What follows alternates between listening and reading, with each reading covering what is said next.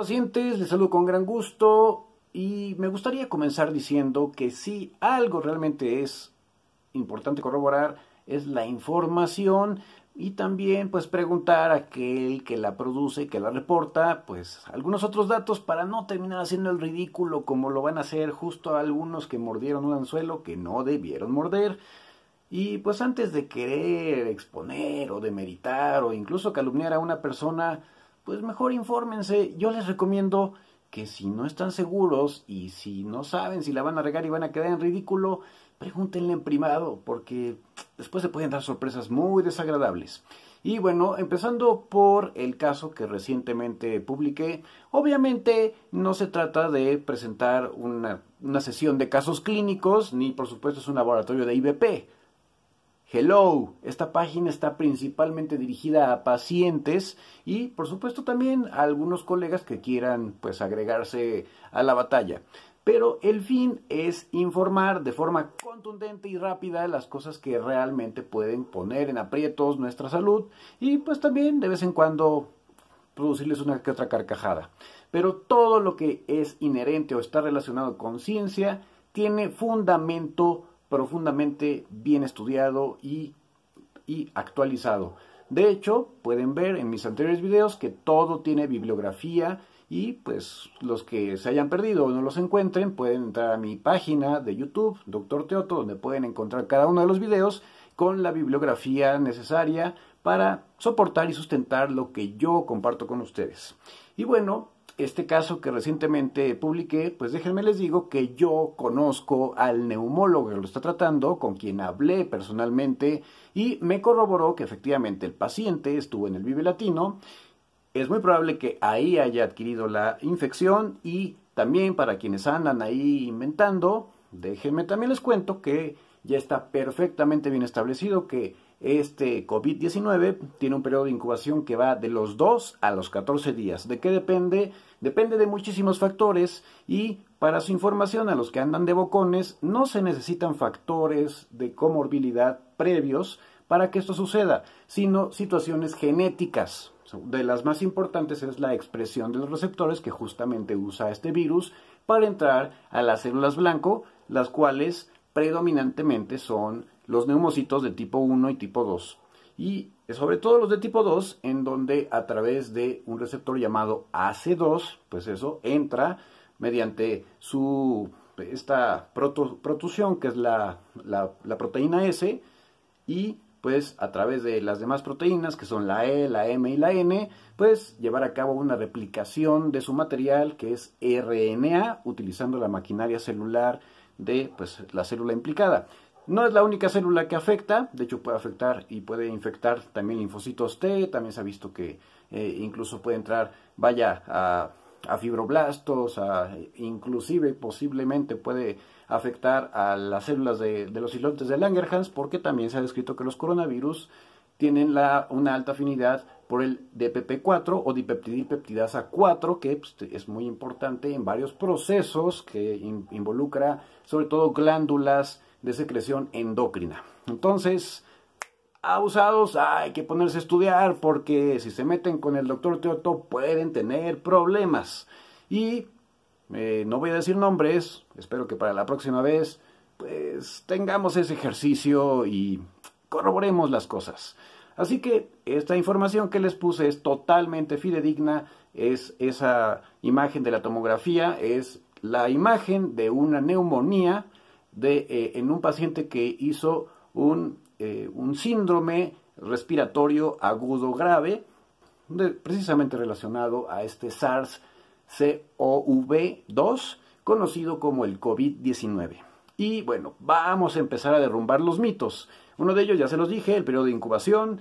Otro de ellos es cuáles son los pacientes que realmente tienen mayor riesgo de contraer la enfermedad. Y por supuesto les voy a hablar después de eso, cuáles son las medidas más importantes para combatirlo. Es más, no, primero hablemos de las medidas más importantes para combatirlo. Lo primero es, si no sabemos, hay que guardar silencio y no hay que estar compartiendo información que de eso genera confusión y además pues nos pone en evidencia de nuestra ignorancia, porque recuerda una cosa, que si lees se nota y si no lees también. Así que hay que tener cuidado con esos detalles, compañeros. Y respecto a esto, bueno, resulta muy interesante que el compartir información falsa y el andar hablando de que es un complot de Estados Unidos contra China y otros dicen que China contra Estados Unidos son puras idioteces que no tienen en este momento ningún fundamento y que simplemente pues lo sacan personas para ganar rating.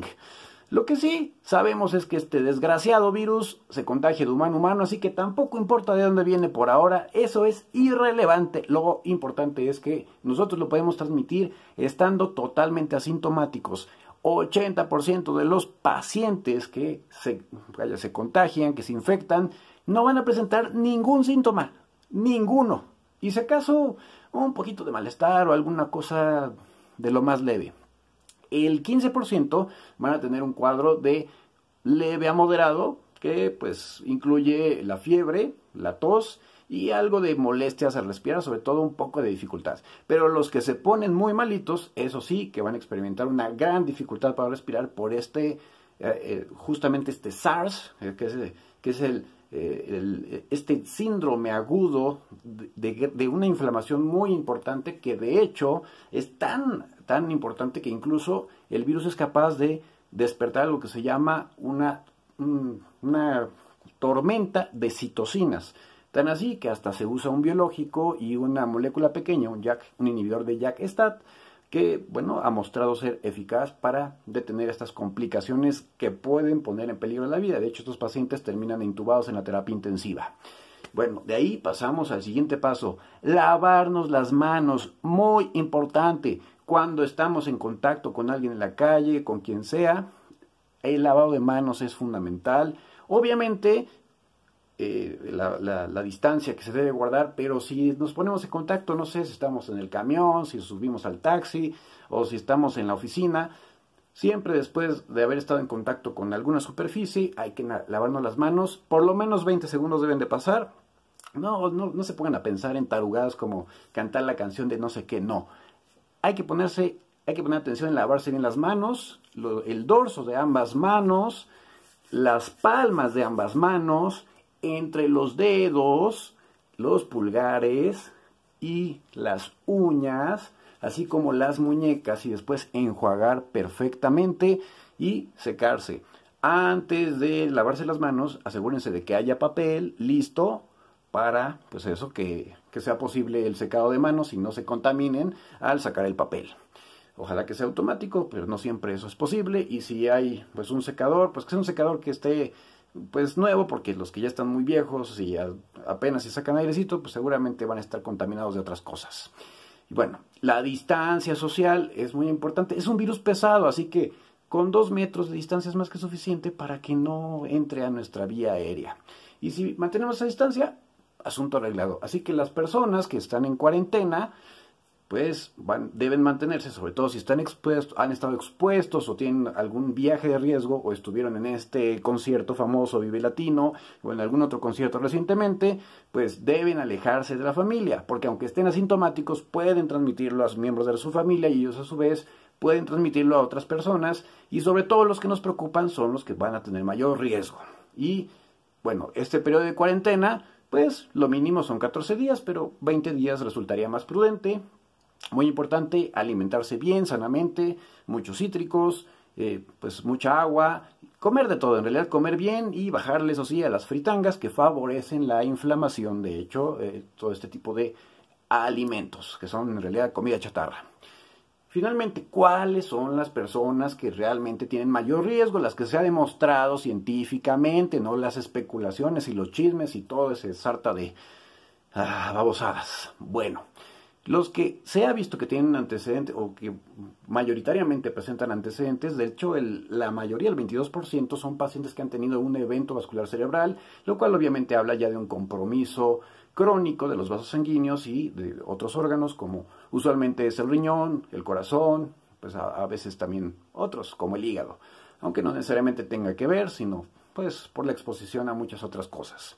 También la diabetes mellitus, especialmente la diabetes descontrolada. Entonces, aquellos que les encanta comportarse como niños chiquitos y que tienen que estarles diciendo que no tomen refresco, que no coman pan dulce, que no anden comiendo tamales y que no se tomen su helado, si quieren háganlo, pero eso les va a conferir riesgo porque les va a descontrolar su diabetes y eso realmente es un factor de riesgo muy importante. Más o menos 15-20% tenían ese antecedente de los que desarrollaron una neumonía grave. Y otras cosas, también la hipertensión arterial sistémica por sí misma se ha vinculado con el desarrollo de complicaciones y esto usualmente se debe al deterioro que produce en el corazón, en los vasos sanguíneos y bueno, desde luego en la circulación.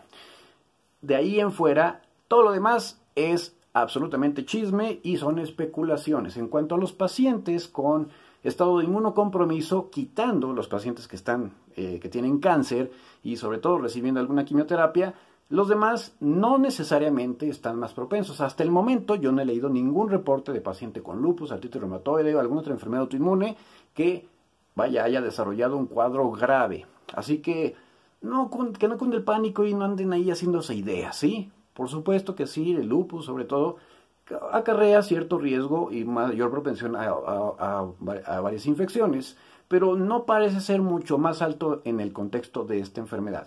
Lo que sí, si tienen síndrome metabólico o las cosas que ya les dije, eso sí les va a aumentar las posibilidades.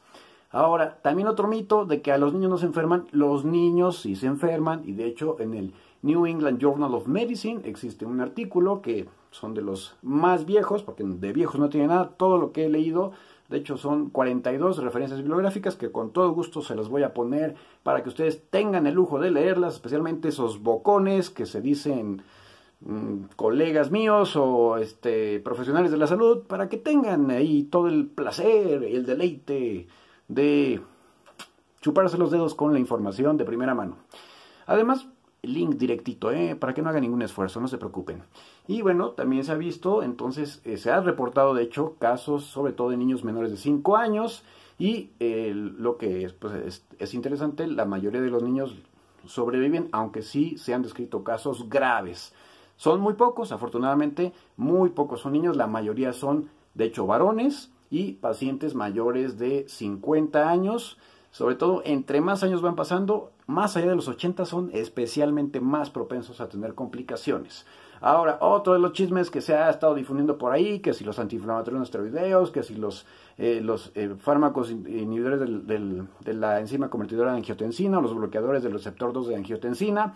Bueno, lo que sí es que estos más bien se basan en especulaciones de cosas, de observaciones empíricas que se han hecho con casos previos o más bien con historia previa de otras infecciones por coronavirus en el pasado, no específicamente por este coronavirus, aunque bueno, algunos maestros, sobre todo ahora en Italia, aparentemente pues sí hay una sugerencia de que hay una posibilidad de riesgo. Sin embargo, el fundamento no está claro para realmente consolidarlo y de hecho el American Journal of Cardiology ha en su comunicado oficial reportado que no existe evidencia sólida para asegurar que el suspender o que estos fármacos, como son el enalapril, el captopril, el losartán, etcétera, confieren mayor riesgo. De hecho, en los modelos animales que se han hecho hasta ahora, por el contrario, son protectores para el desarrollo de complicaciones en este grupo de pacientes.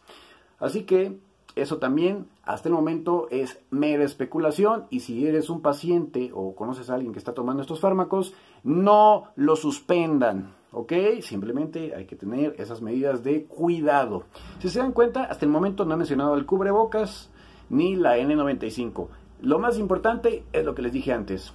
Así que hay que poner, hay que tapar, hay que, levantar bien los oídos.